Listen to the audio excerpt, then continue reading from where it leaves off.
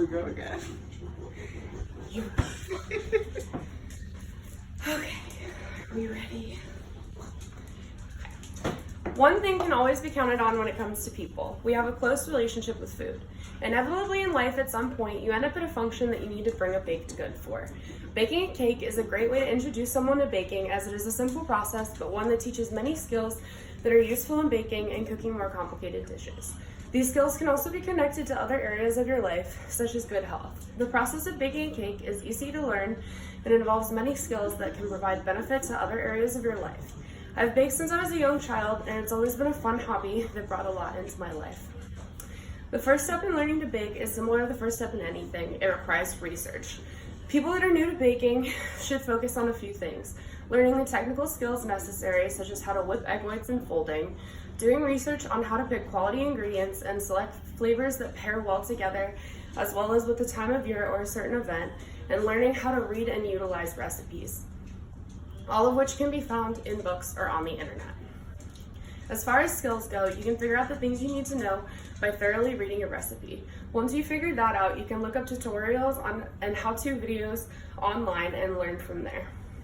This is common advice in the baking world.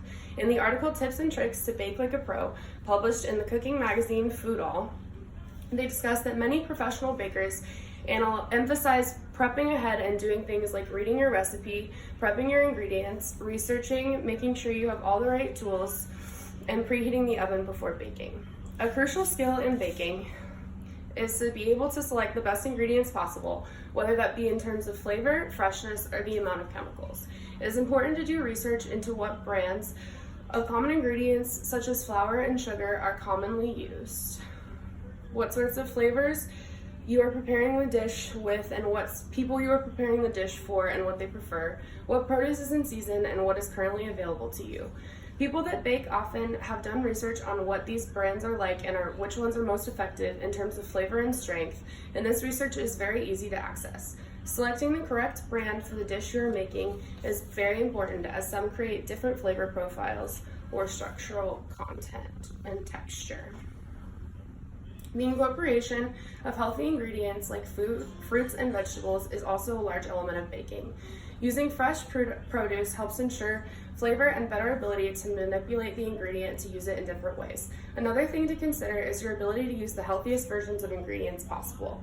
Many people use whole wheat flours or organic ingredients, and it is becoming more common for fruits to become the main component of a dish.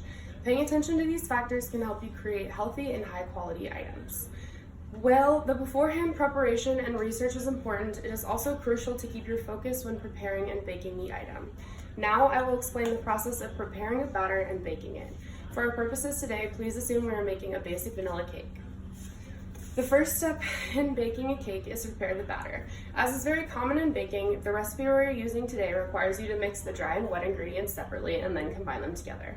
First, measure the dry ingredients, the flour, baking powder, and salt, into a bowl and gently mix them with a spatula. In another bowl, get a hand mixer and whip the butter and sugar on medium speed until the mixture becomes fluffy. You don't want to overdo this or it will become runny. Next, crack one egg at a time into the butter and use the mixture on slow to combine, adding the next egg when the prior one is fully mixed in.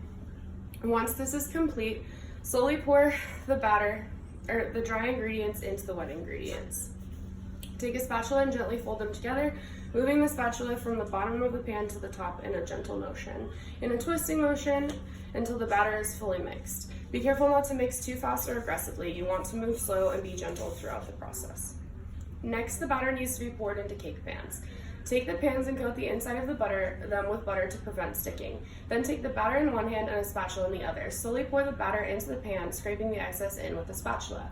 Fill them about 3/4 of the way full. Once all the batter is in the pans, either use the spatula to even out the top of the batter or tap the pans gently on the surface of the counter to do so. The last step is to bake the cake. Place the pans on the center rack of the preheated oven and set the timer. Once the timer goes off, check the cakes. They should be golden brown on top and have no runny portions in the center. An easy way to test this is to take a toothpick and poke it into the cake. If it comes out clean, the cake is done. If it is not done, you can let it keep baking at few-minute increments, checking it until it is. When you remove your cakes from the oven, you can cool them sitting in the pan, or you can turn the pans over onto a cooling rack and take the cakes out. Many new bakers get concerned with the appearance of their cake, but in the article Baking It's a Piece of Cake, the author Philippa Vine, who is a professional baker, talks about how this stress is unnecessary.